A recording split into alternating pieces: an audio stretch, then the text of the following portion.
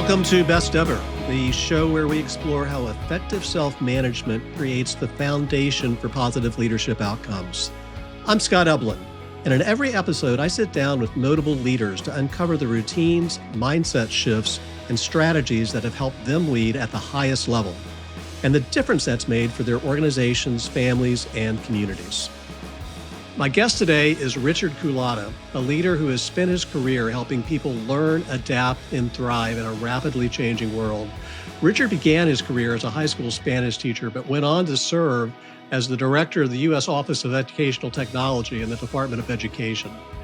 Today, he's the CEO of ASCD and ISTE, two of the world's most influential organizations for educators that have recently merged. Together, they provide resources, professional learning, and a global community to help teachers and school leaders be more effective, innovative, and connected. Richard is also the author of the book, Digital for Good. And beyond titles, Richard has been a passionate voice for how we prepare not just students, but all of us to use technology thoughtfully, to lead with humanity, and to become, as he puts it, better humans. I'm excited to explore the lessons he's learned about self-management, leadership, and change at scale. Richard, welcome to Best Ever. Thanks for inviting me. I'm very excited to be able to talk to you today. Yeah, just so the audience knows, Richard and I will probably allude to past conversations we've had. I guess you still live in DC. I used to live in DC, and we traveled in some of the same broad circles. It seems like a million years ago. Wasn't that long, but a while ago. And I've followed your career with great interest over the years. And, I've touched base a few times via LinkedIn and email and so forth along the way. But I just thought you'd be a great guest for this show because, the whole premise is the intersection of effective self-management and creating positive leadership outcomes. And you're a very thoughtful person. I know that from knowing you, and I know that from reading the work that you share online and elsewhere, listening to you and different videos you've done. And I think you're also a person who thinks a lot about technology. And I think technology is obviously just such a key component of that connection, between self-management and leadership outcomes. So I'm really looking forward to a rich conversation together. I introduced you earlier, but I would love to hear, like, when you're at a party or, out in a group, with a group of people you haven't met before, you do the standard "who are you and what do you do" conversation. How do you describe what you do? Like, what's the summary on that? I don't know. I'm still trying to figure out how to say it and not have everybody just like run away and talk to other people at the party. I often say sort of one of two things. If it's a group of people that care about learning, I will say, my role and my passion is to help make learning experiences far more meaningful for everybody, as many people as I can. That's one response. If I'm with people who understand technology and care about technology, I will often say something like, my goal is to help people learn how to use technology to help them be better at being people. Mm-hmm. Between the two of those, every once in a while, somebody will still hang around to talk to me. Yeah. Okay. So in the intro, I mentioned you're the CEO of two organizations that have combined like peanut butter and chocolate, I guess, ACSD and ISTE. You can unpack the acronyms if you like, but just essentially, what do those two organizations focus on, and what are you focused on as CEO of the two? Yeah. So the two groups, one is ISTE or ISTE, is a group that has been around for a long time, about 50 years, really focused on innovation and technology to support education and learning. So that's one side of the house. The other side, ASCD, is the group that has really been for even longer, actually closer to 80 years, has been around focusing on curriculum and instruction. How do we, particularly in public schools, how do we make sure we're doing learning in the right way?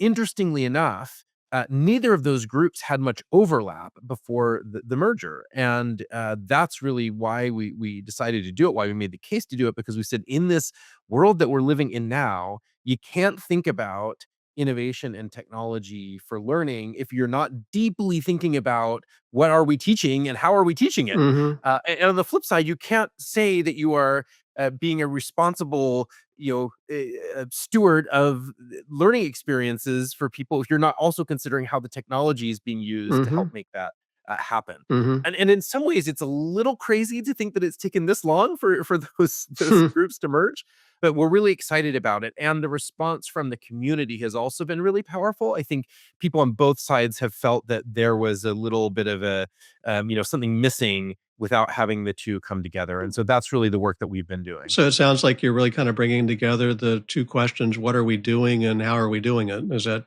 a fair summation? Yeah, I think that's Yeah, right. In yeah. particular, I think both in some ways were asking those questions, but there was a tool set and a set of approaches that were being used over here that weren't being used over Mhm, here. mhm. And in some cases, over on this side is where the more important problems are being addressed, right? And so it's Mhm, like there's some great tools for tackling tough problems, but the real problems are over here. If we can get the tools lined up with the problems, we mhm. actually can do some really cool stuff. So as CEO of the 2, what is your dream success scenario? How will you know that it's time for me to hang it up and declare victory and go home?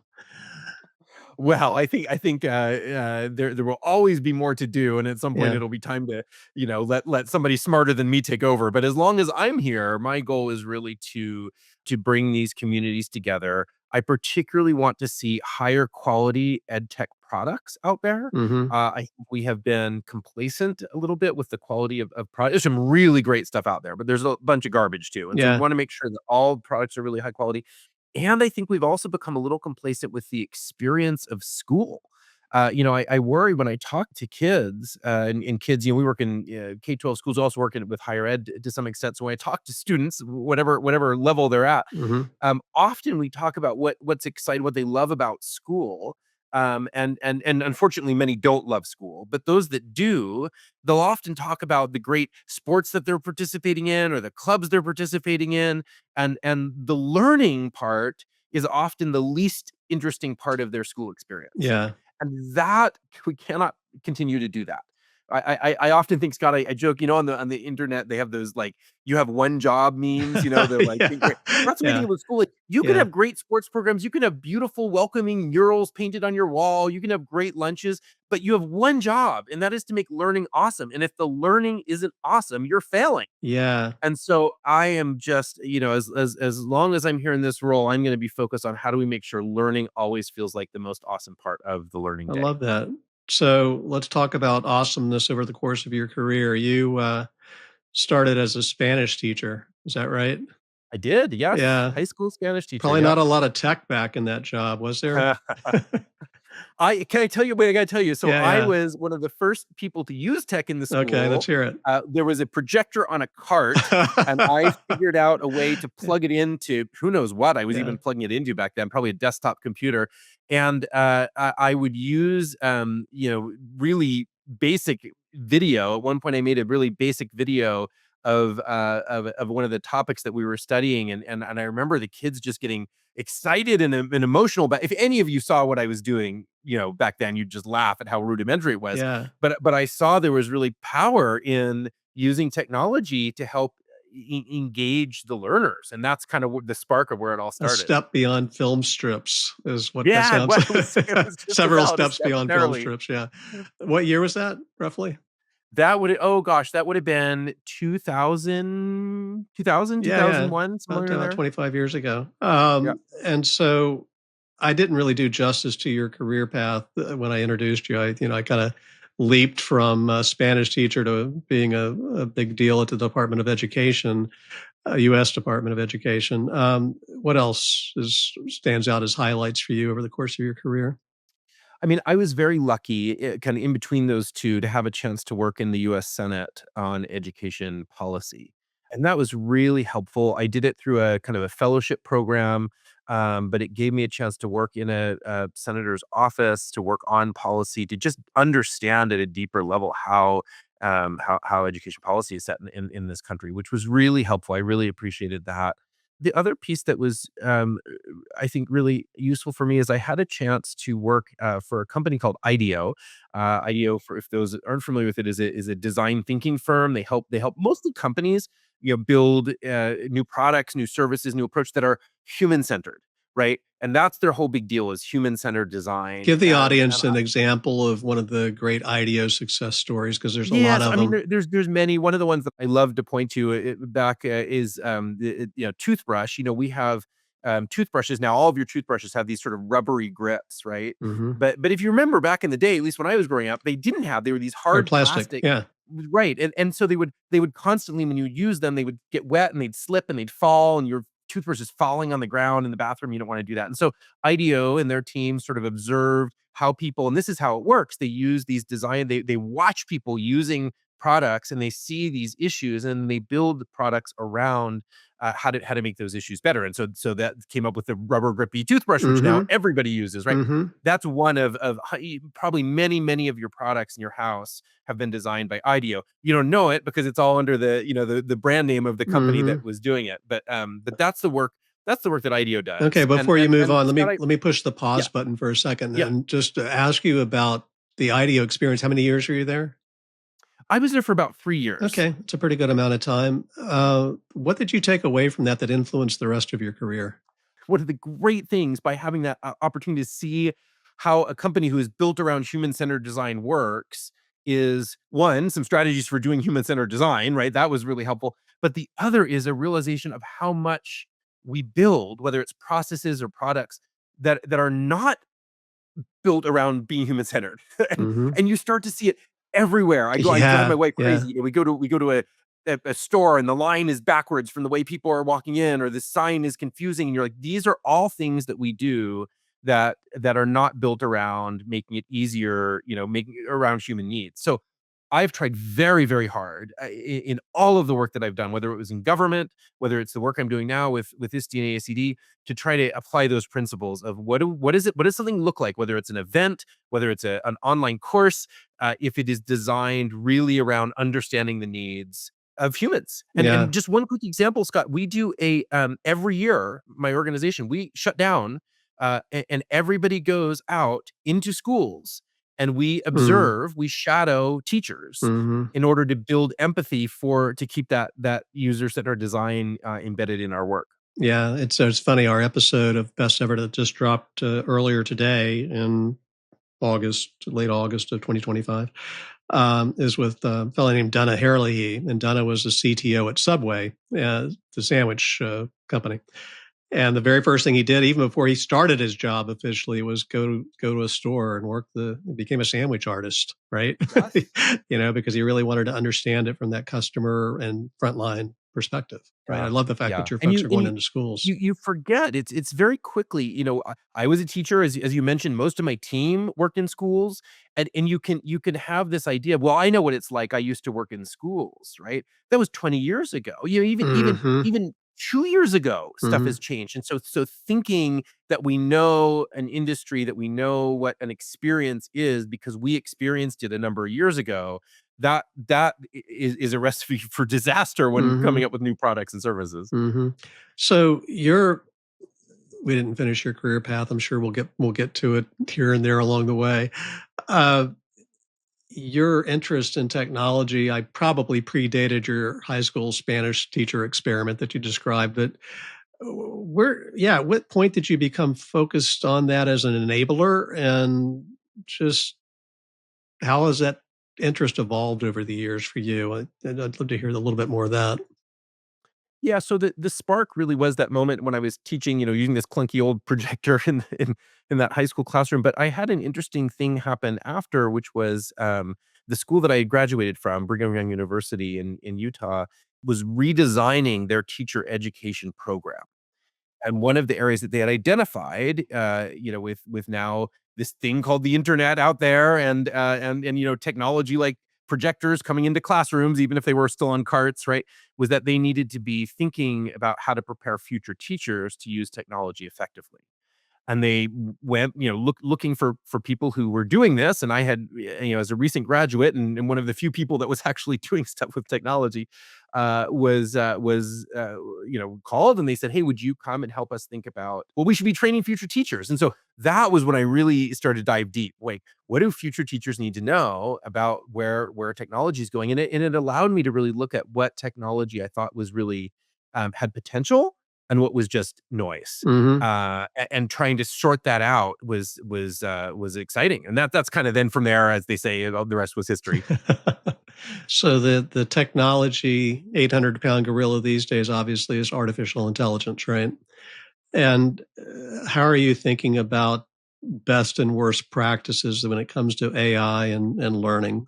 I want to start in the schools, but then I want to extend it beyond the formal education environment. Happy to. And I think actually the answer that I'll give is probably equally applicable in both places. And I Hmm. would say, I think largely we're getting the conversation about AI wrong. Hmm. Um, Much of what I hear and we think about with AI, the conversations that we're hearing, misses what I think is the most important thing, which is how back to how I say I introduce myself sometimes. How are we using AI to help us be better at being human?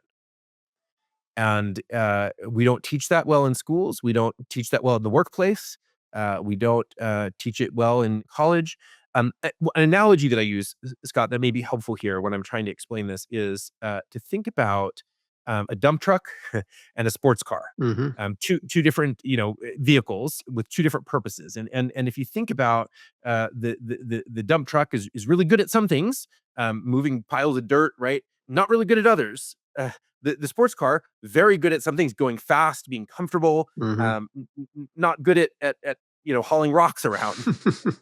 That's a good analogy for us to think about human intelligence and artificial intelligence.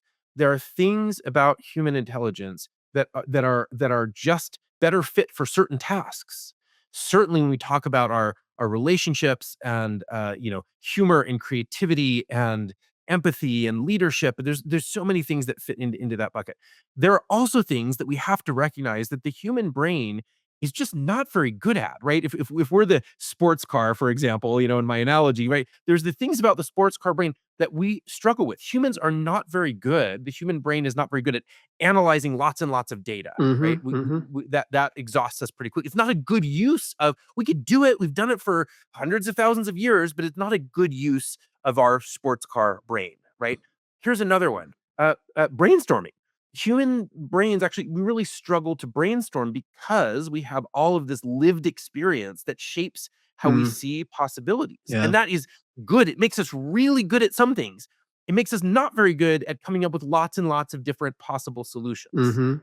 Whereas AI is really good at some of those things, right? That dump truck AI is really. If you've ever done this, where you say, "Hey, brainstorm, 5 different ways that I can, make chocolate chip cookies, whatever," and Hmm. it'll be like, Hmm. "Here you go." And he's like, Hmm. "Now give me 10 more ways." Yeah. Okay, like it'll Sure. just keep creating solutions. It's really good at synthesizing information.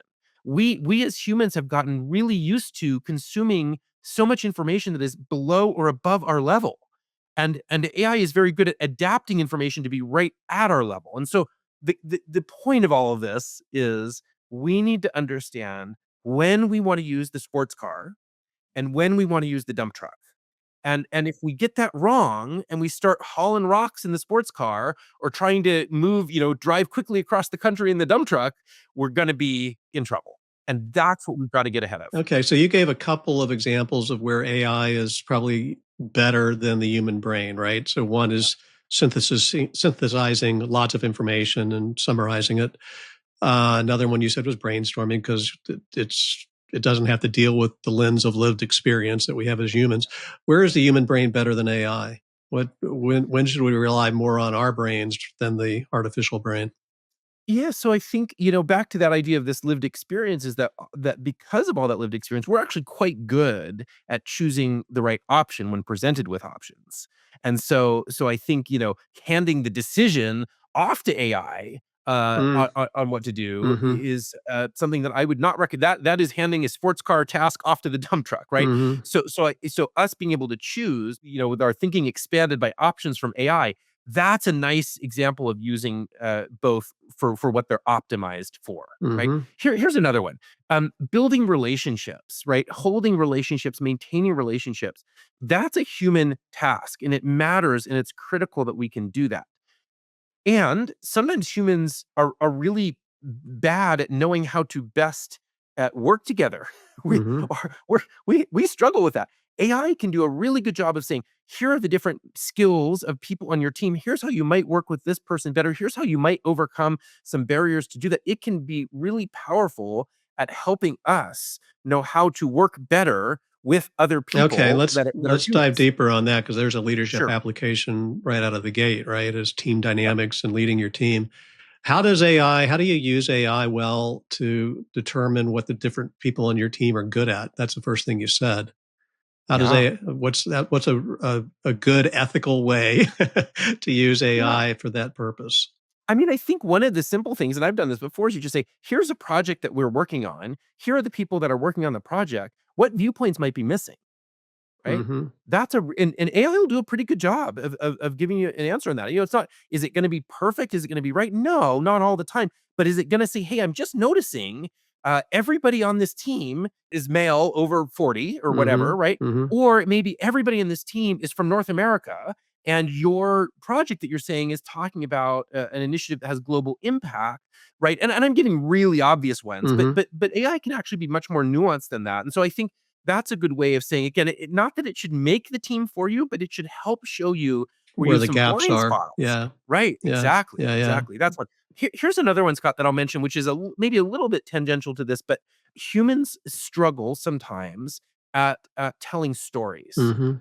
There are certainly humans who are fantastic at this, right? But sometimes we struggle. We over rely on text because it's hard to, or was hard to produce, media or graphics that were really compelling. And so we do a lot of long narrative, but minds and hearts are often captured much more powerfully by a short video or a short image or graphic than a long narrative text. And so that's an area where you can partner up, right? Using that sports car human brain to be able to recognize when we need to win a heart and mind, and use the AI to help us generate some of those storytelling artifacts that can make that story much more powerful. And by story, I don't mean, back in the day when I was a kid. I mean Mhm. selling a story of why your company matters, or selling a story of why the data that you've just collected from a survey should change the way people think about a problem. Those are the sort of stories that I'm talking about. And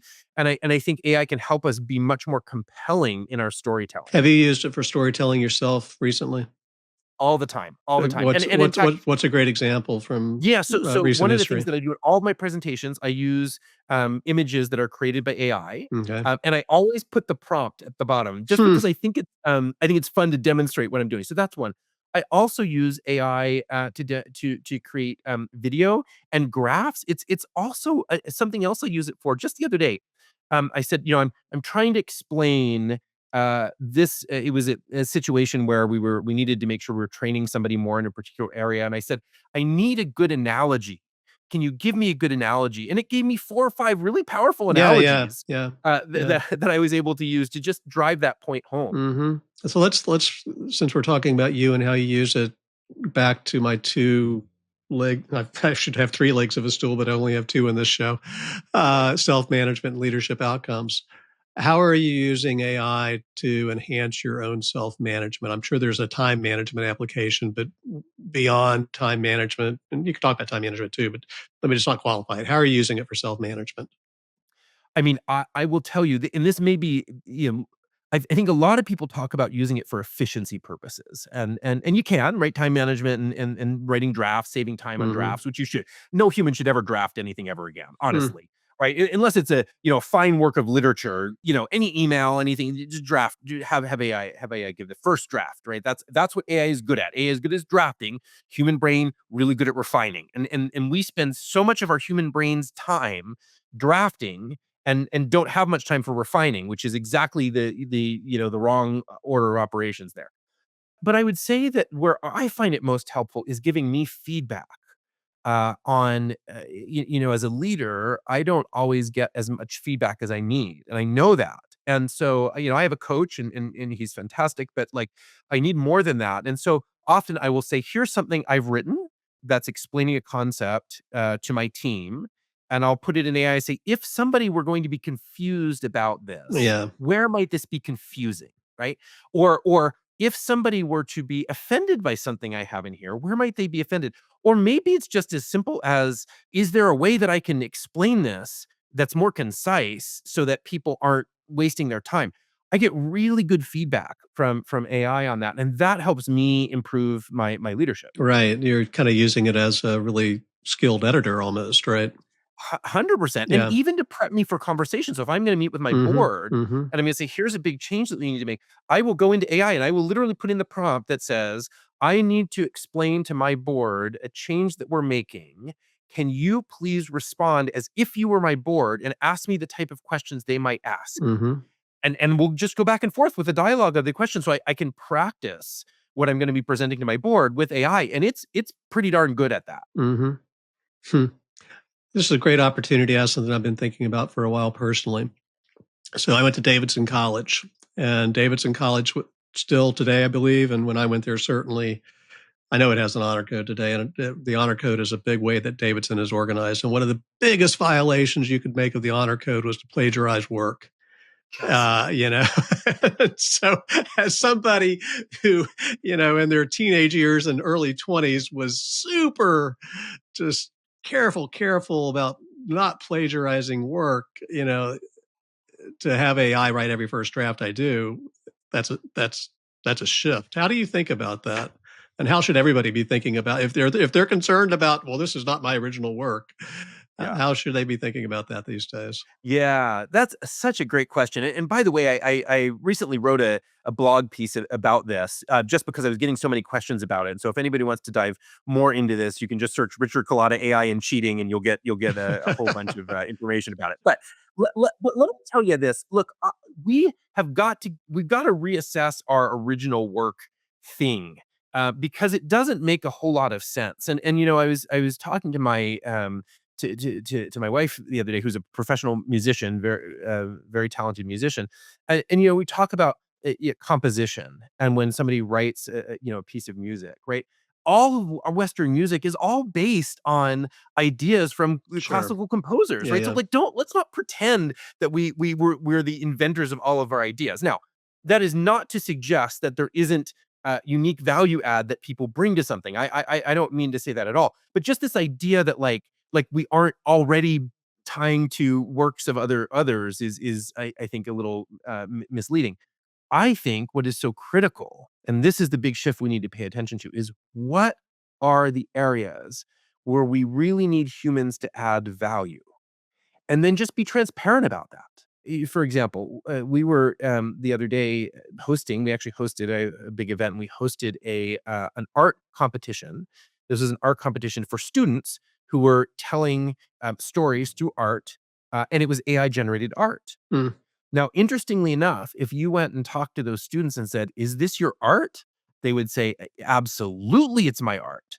It came from my ideas. I had to regenerate and reprogram the AI until I got what I want." Right. Now, if you said to them, "Did you paint that?" They'd say, "No, of course I didn't paint it. I'm Mm-hmm. not a painter." Mm-hmm. Right.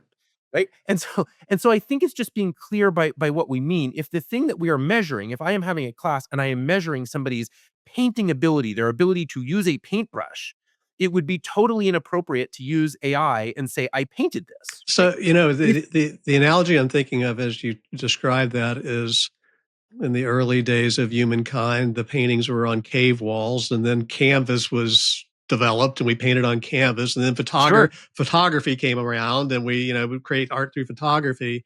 Is this Right. just another step in that lineage? Exactly. And it's such a great example that you brought up is this idea of you'd say everybody who's a photographer is cheating. They're Yeah, cheating because they just click and right. They it's didn't there. have They to didn't have to paint it. paint that. And you're like, Yeah.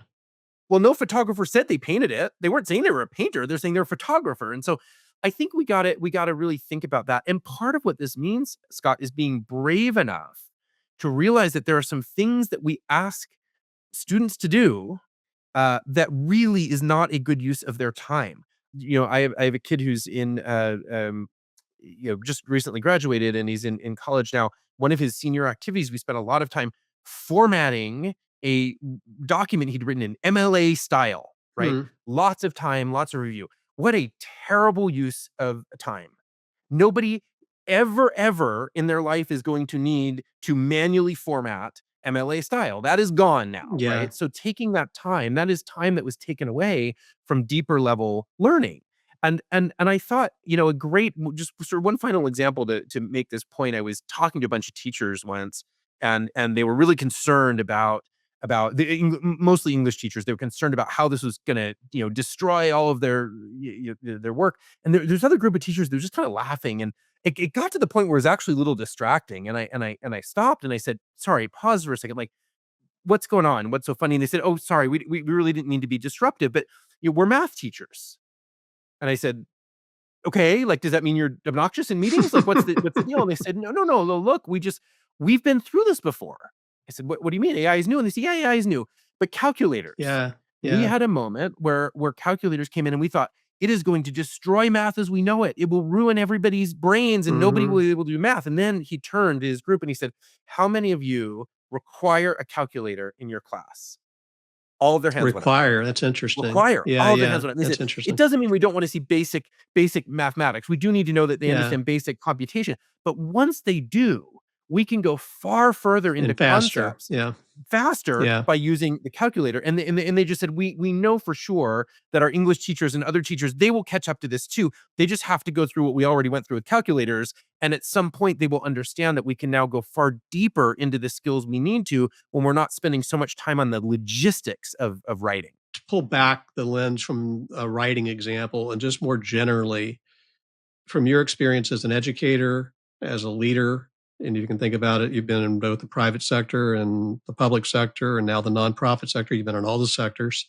Mhm. What's the best way? What are the best ways? There's no one single best way. What are some of the best ways to coach people, teach people, whatever verb you want to use, how to do higher order thinking, how to go deeper in their thinking? Because I think everything you've said so far and everything I've read, that's what's going to keep humans in the game, right? Right. Right?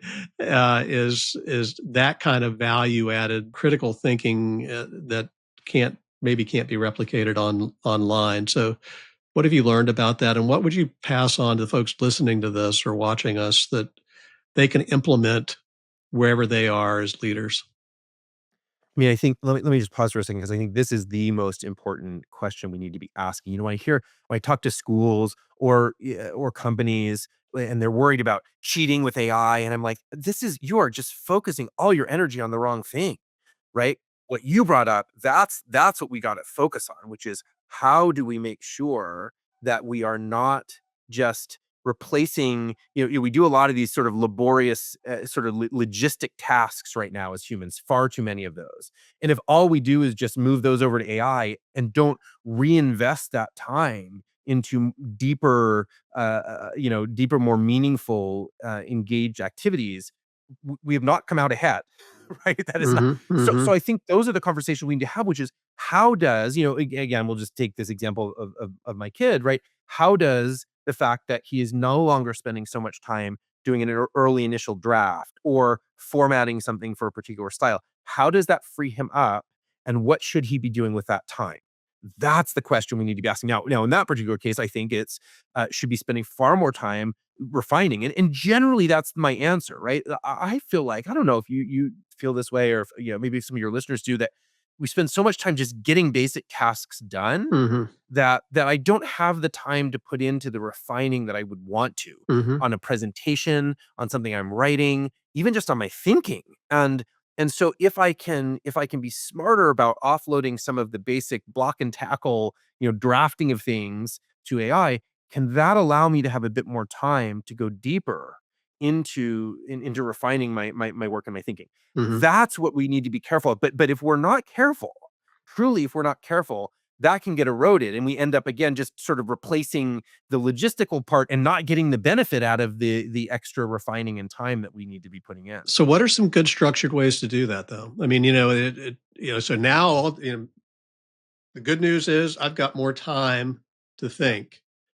The bad news is maybe I don't know how to use that time very effectively. So, Right, right, right. what are your top 10 tips, your top three? Give me, I don't care what number you use.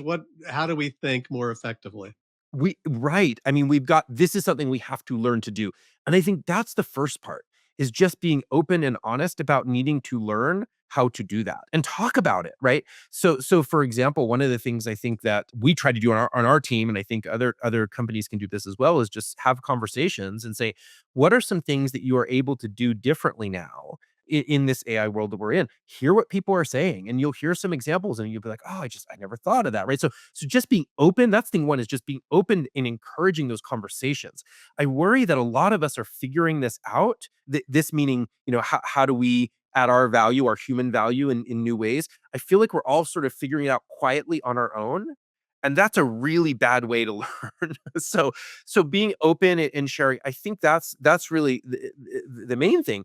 I think the other thing, though, is being able to look at some of our historic practice and recognize where we've become complacent with something that really could be much better. And you might say, well, what does that have to do with AI? And you're like, yeah, we'll get there. The first part is when we're so used to, when we have produced things the way we've produced them forever and ever because it was the only way to do them. Sometimes we need to pause and go, there's actually far better ways to do this that we never could because they would be too time intensive. Having 8 different versions of something at different levels for different people is something we never would have considered when I was, when we were on a team of instructional designers, building a course. Right now, that's very easy. It's very easy to have 8 different versions of something, and so I think some of it is also just taking the moment to relook at what your work looks like through fresh eyes. Mm-hmm. And that's tough, but that's where things like those back to the beginning of this conversation, those human-centered design ideas, spend some time shadowing your end user, see what their Mm-hmm. experience is like. Mm-hmm. Mm-hmm. Don't pretend you have the answer. Don't pretend you know what the solution is. Just sit with the problems a little bit more, watch for those areas of frustration, and then use some of this extra time that we have to go back and say, all right, where and how might we redesign some things Mm-hmm. with these new tools to address these problems a little bit I better? love it. You a fan of the old movie Airplane? You remember? Yes, Are very you? much so. So my wife Well, and don't I, call me yeah, Shirley. exactly. Please don't call me Shirley. My wife Yep. and I have all our, as I'm sure you guys do, all of our inside jokes. And one of our inside jokes is the scene where Lloyd Bridges asks Johnny in the control tower, Johnny, what do you make of this? And Johnny says, well, I can make a brooch or a hat. I mean, and we love that question. What do you make of this? Right? Because there's so many Oh, things, so many different ways you can answer. Right. And that's yes. kind of what your advice reminds me of, Right. is Right. like, I have a time to step back. So, well, we could do this. We could level this out for 8 different learning styles or 8 Yeah. different Oh, levels of competence or whatever, and yeah. give customized solutions, because now we've got the toolkit to do that. Right. And what would have taken weeks to do now takes 5-10 minutes to Yeah. outline it, whatever it takes, prompt, prompt, Yeah. prompt. Yeah. Okay. It puts an option on the table that wasn't ever even possible to be considered before. And like, Scott, how awesome is that? Like, how awesome is it that we have this moment? I don't know that we are ever going to have this moment again, at least in my career, Mm-hmm. of having something that's disruptive enough that it allows us to go, wow, we actually can think about redesigning everything. At least it gives us the excuse, if nothing else, to be able to say, should we even do the things that we've always done this way? Yeah. And Yeah. that, even if at the end we don't use AI or don't even change anything, just the gift of being able to stop and go, should we keep doing this the way we've done it, Question the is assumption. magical. Yeah, totally. Well, let's kind of bring it down to individual life a little bit. You used the phrase earlier, better humans. I've seen in doing the research for our conversation, you use that phrase a lot. How do we become better humans? Mhm. What does that mean to you, to be a better human? I feel like there is so much need for humans to be more creative, to be more empathetic, to be more civil, just to be kinder, to be funnier, Mm-hmm. more willing to be engaged and tied closer to our communities and our families. These are all things, and we could go on. These are things that are uniquely human. And I just feel like for so long, it feels like those important attributes are kind of the afterthoughts.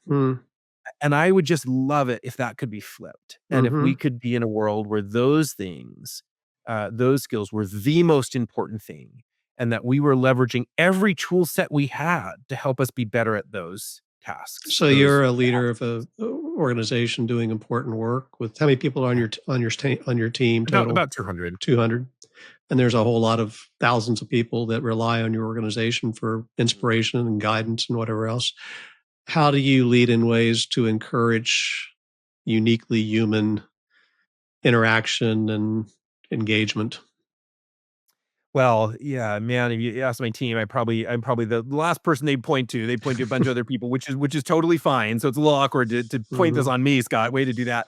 But look, I think I try very hard to push for more creativity. I think a lot of times my team members will come to me with ideas that are good, and we're used to taking a good idea and running with it. And so part of what I try to model is to say, it's a good idea.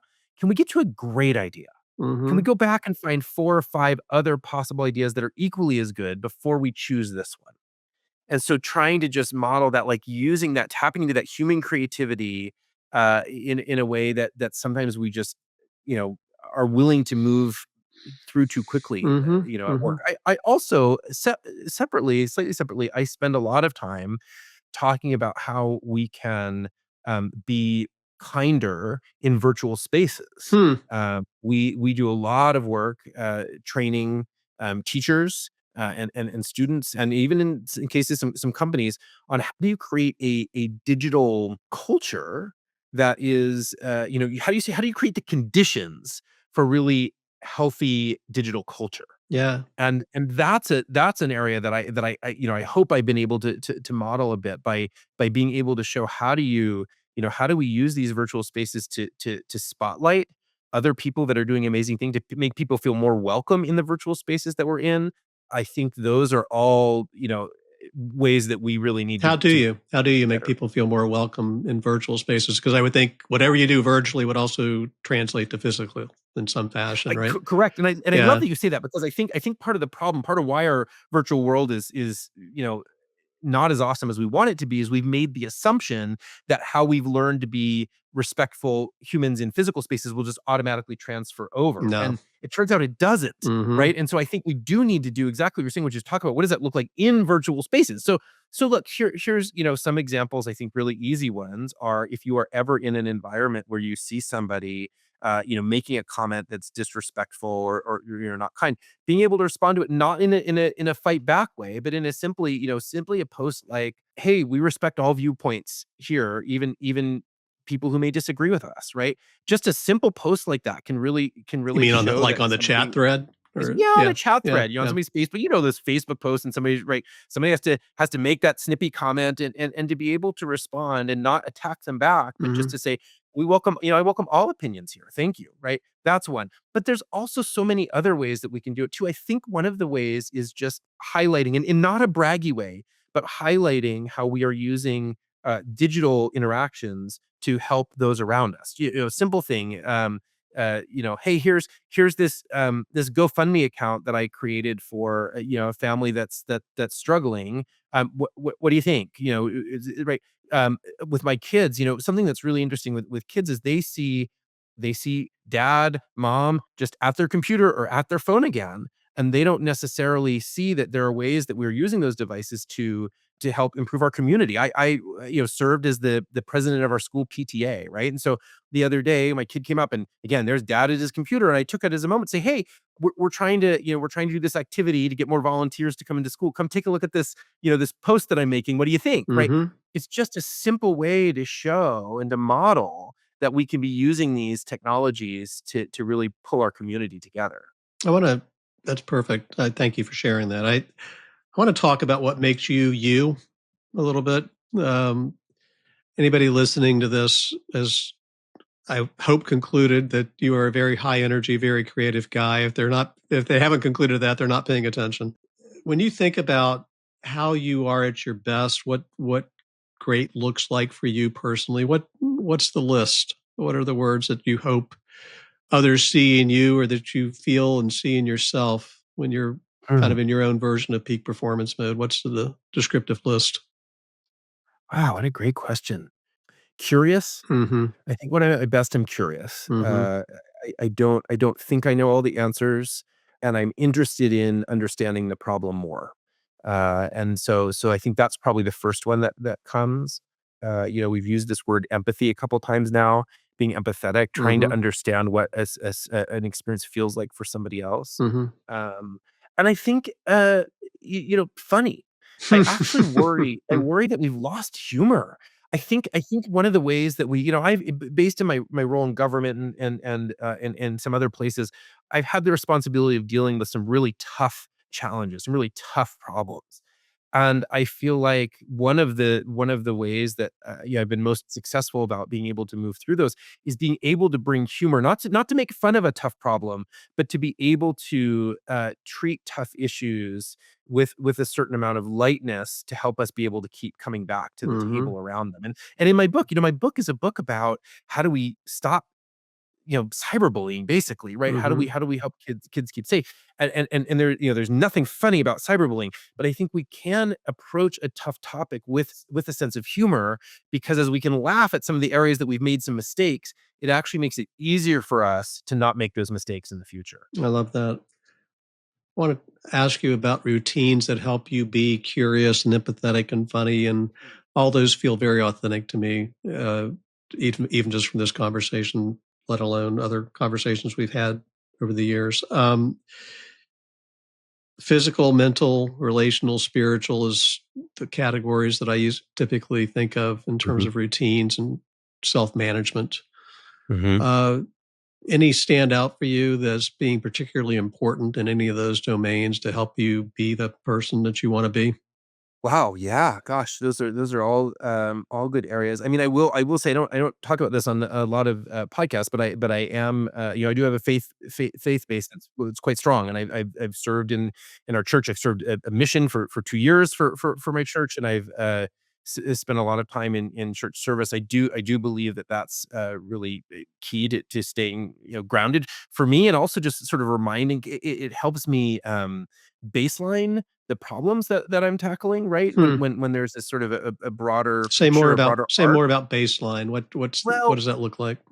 I feel like we can get I'll speak for myself here. I can get very caught up in the details of a particular problem that I'm trying to deal with. Mhm. And that's part of being excited about fixing problems, right? But sometimes I need to be able to zoom out and recognize that while this problem is important on the grand, and I would say on the eternal scheme of things, it's actually much smaller. And if I can keep that perspective in mind, it actually makes it easier for me to solve the problem. And so that sort of eternal arc, helps me keep grounded. So I'd say that's one thing. The other thing, Scott, is I would just say, having a habit, routine of always learning, makes helps me. I'll show what is sort of a funny example about this is, my son and I, we have a shared notepad app on our phones, and throughout the day, whenever we come across something that we want to learn more about, right? How heavy is a cloud, or who is the first person to eat sushi, or Mhm. like whatever, we jot it down on that notepad. And Hmm. then at night before we go to bed, um, we do something called rabbit holing, where we pick something off the list, and for 10 minutes we go as deep as we can in the rabbit hole to find out what the heck is, what we Wow. learn about Wow. clouds or sushi or astronauts or whatever it is that Uh-huh. we're choosing. It's just a nice way every day to have a habit of learning something How new long have the 2 of and you and been doing exploring that? new. I have never heard that routine. That's a great one. So how long the 2 of you been doing that? Oh, we've been doing it for a number of years now. I think it started, we used to, when my son was little, we would read at night before going to bed, and that's great. He now reads far more than I ever Yeah, do. And yeah. so as we outgrew that, we were like, well, what's the next activity we could do? And we're always curious. We're always talking about things. And so we said, well, why don't we just make this tradition of doing this every night before we go to bed? I love that. And so, one of the things when I coach folks about routines is I always encourage them to look for high leverage routines where they touch on at least 2 of those 4 domains, like in that case, mental and relational, you're just, put it in a sweet spot on both of those, right? And it's the curiosity factor, which, one of your words was, I'm curious, right? And so you spend your day being curious, you capture what you're curious about, and then you and your son go down the rabbit hole. I love Down the rabbit hole. That's right. that. I love that. You mentioned your book, Digital for Good, Yeah. and that's about healthy tech habits for kids. Yeah. What are the takeaways? You mentioned cyberbullying just now. What are the takeaways from that book that focused on kids that really apply to everybody? I think one of the biggest lessons, again, that applies to everybody is this idea of balance. And I start right off the beginning of this because everybody worries. It's sort of the biggest thing about screen time comes up a lot. How much time do we use on screens and screen time? And I won't go too deep into this because you can read the book if you want to. But screen time is actually a pretty misleading way. It starts in a good place. It starts as a way to find balance. But the problem with time is it doesn't ask you to look at the quality of the digital activities that you're doing. Hmm. And Hmm. so we strongly in the book, make the case very strongly to stop thinking about screen time and start thinking about screen value. Hmm.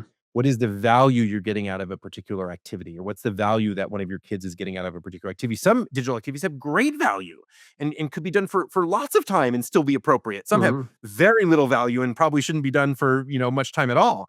And so thinking about this idea of how do we find balance between our physical and digital worlds, between the different digital activities that we do, and really keeping that front and center, and always be evaluating, are our digital activities bringing us the value? That's sort of like quantity versus quality, really.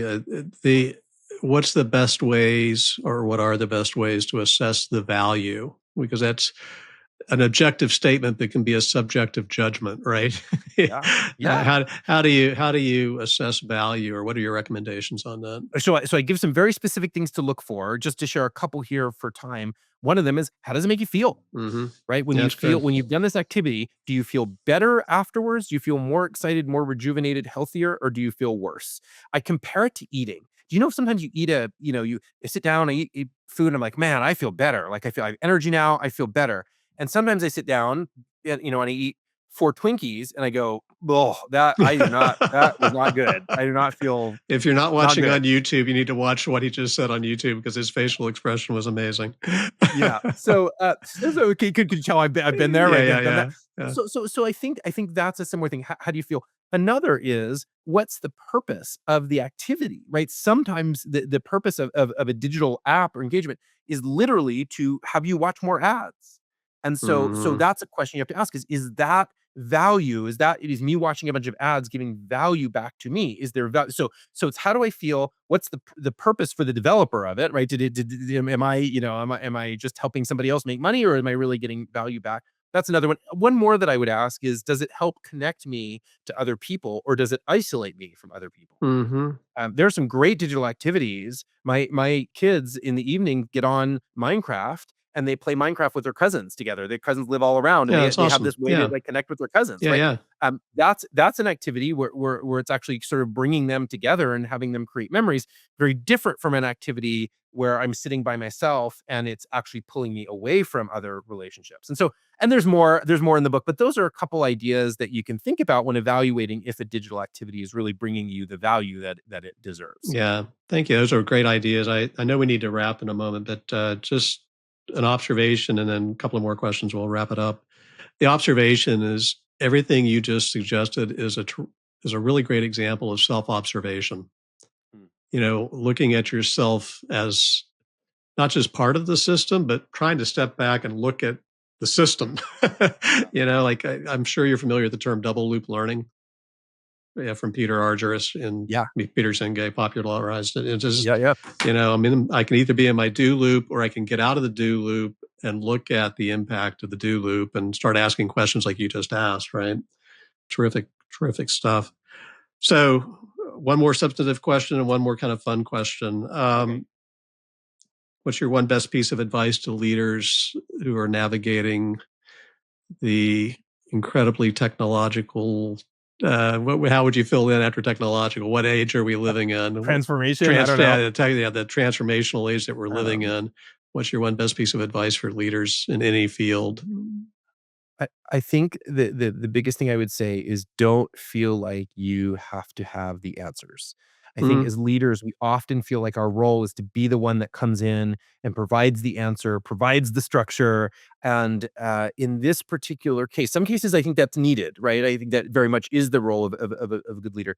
In this case, I think we need to realize that our job is to help be explorers, and we need to help create safe space for people to explore. We need to be exploring ourselves, and the answers will come. But if we try too quickly to think we know the answer in a world where the technology is evolving so quickly, we will end up actually backing ourselves into a corner. mhm.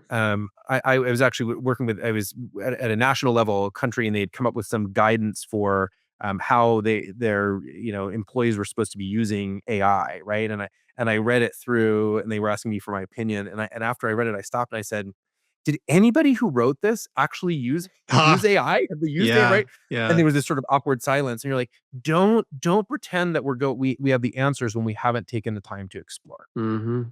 Perfect. Here's my fun closing question that I like to ask everybody that comes on Best Ever. What's been in your ears lately? What are you listening to that's inspiring you or shaping your thinking or just fun? Well, oh, interesting. What a great question. The audiobook that I'm listening to right now, I'm a little late to the game on it, but it ties to what you were just talking about, is the book Habits, right? Oh, Which yeah. I know a lot of people have read, and again, I'm a little bit late to the game, but I'm just Is that the reading it, and Charles I think Duhigg book, The Power it's of yes, Habit? The exactly, Power yep. of Habit, yeah. And I'm reading it. I read sort of two books together, so I'm reading sort of Habits at the same time I'm reading Dan and Chip Heath's book Oh, Switch, oh, yeah. which Those are which 2 again, classics, both yeah. both are Yeah, ones that I yeah. should have read a long time ago. That talks about really how do we rethink tough problems by looking at them in very different ways. And that there's this kind of magical combination of reading on one hand, on one ear, hearing about habits and how if you can get habits down right, it can be transformational. And on this other ear, thinking about how you can switch the way you look at things and solve problems in the right ways.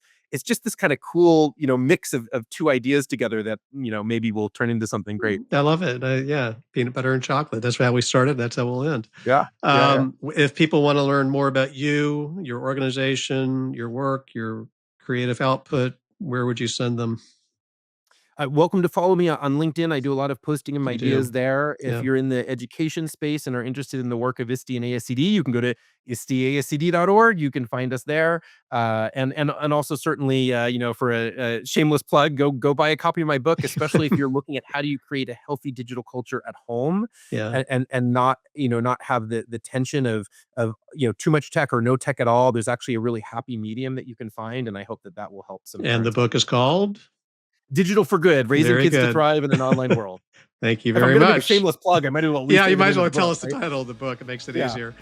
Hey, listen, so great to talk with you again and to have such a spacious conversation. And thank you so much for sharing everything you shared, both the energy and the ideas, Richard. Fabulous stuff. My pleasure, Scott. So great to connect again, and Thank next you. time we won't wait so long to read Yeah, you I out. hope not. Let's not.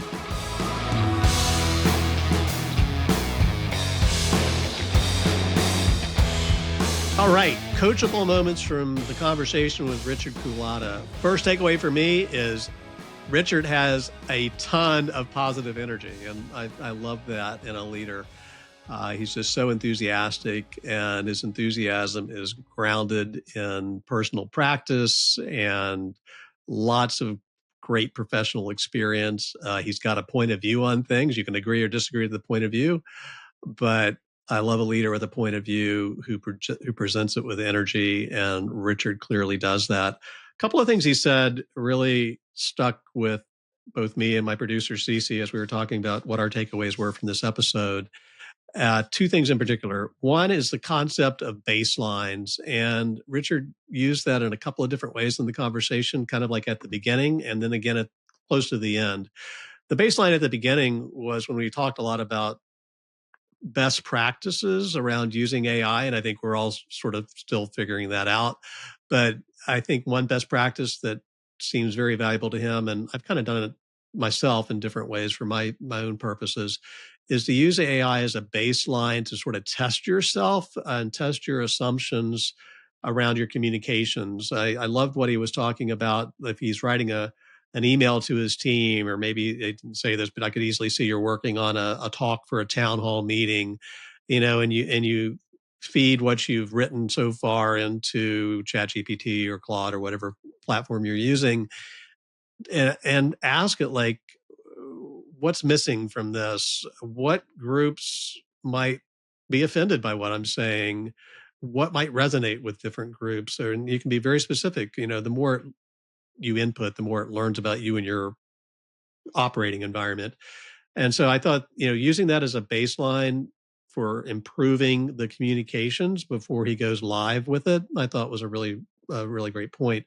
The other baseline story that he told was about his point about learning throughout your life. And Cece and I both loved the story that he told about him and his son. They're using some sort of mutual app. There's a lot of them out there. You can go find them easily. Where they both can take notes in the same app during the day, and as little random thoughts pop in their head about things that they're curious about. That was actually one of Richard's words to describe himself at his best, as curious. I think he totally embodies curiosity in the very best possible way. I'm sure his son does too, based on this story. So they jot down things in the app all day long that they're curious about. And then in the evening, they spend 10 minutes together in what Richard called rabbit holing. Let's go down the rabbit hole and learn everything we can about this crazy, curious thought that we had during the day. And to just learn stuff, like every day they're learning something new. And I said to him, it's such a terrific example of doubling down on routines, getting the most leverage you can from the routines in your life. It's a terrific mental routine. I mean, it totally keeps you acute and fresh mentally. And what a great relational routine. And him and his son have been doing that for years. And I'm sure they've had a lot of laughs, during that together. I'm sure they've had a lot of like huge ahas and just really, really connected, as a result of that technology. That's another great point actually that he made about connection and technology was, he's talking about his kids playing Minecraft online with their cousins, and so using technology to connect with extended family, and as opposed to going down whatever individual rabbit hole for hours that you might online. And we do that as adults too, right? And I think we had some really good conversations, which I'd encourage you to go back and listen to or look at the show notes for how do you make the digital experience more, he used the phrase uniquely human. And that's a really, really powerful thing, I think, that uniquely human experience online. So 3 takeaways maybe from Richard, the coachable moments for me is, one, the authenticity that he brings as a leader. He's really clear about who he is. He's empathetic. He's curious. He's funny. I think checked all 3 of those boxes in our conversation. He's doing things in his life, professionally and personally, that reinforce that. So that's one of the big premises of this show. And I think he's a great guest in terms of embodying that. The whole point about learning every day and being so intentional in the example with his son about how they do that together. So the relational routines come with that as well. And then finally, that kind of transitioned into that third point about keeping it human. He's in the question about how to do that, which I really love about him, is that curiosity keeps him in the question. And it's always about continuous improvement and applying that to leadership in a technologically transformative age. So provocative conversation. You may or may not agree with everything Richard said about AI, but I'm okay with that as long as it makes you think and ask some new questions yourself and look for some applications that you can put into practice in your own leadership and your own life. I'm good with that. So thanks for listening to my conversation with Richard Culatta, and thanks for listening to Best Ever. If you found today's conversation valuable, be sure to follow Best Ever on your favorite podcast platform and leave us a review and a comment on this episode. I want to know what's landing with you, and your engagement really helps others discover the show. And if you're looking for more on how self-management fuels lasting leadership impact, connect with me through eblingroup.com. I've learned it takes a village to make a podcast. Thanks to executive producer Cece Huffman and editor Mark Meyer, both of Wavestream Media. And thanks to my other team members, Lindsay Russell, Mary Moats, Sophia Shum, and Diane Eblin. Best Ever is a production of the Eblin Group. Thanks for listening to Best Ever, and until next time, keep taking those small steps that lead to your best ever outcomes.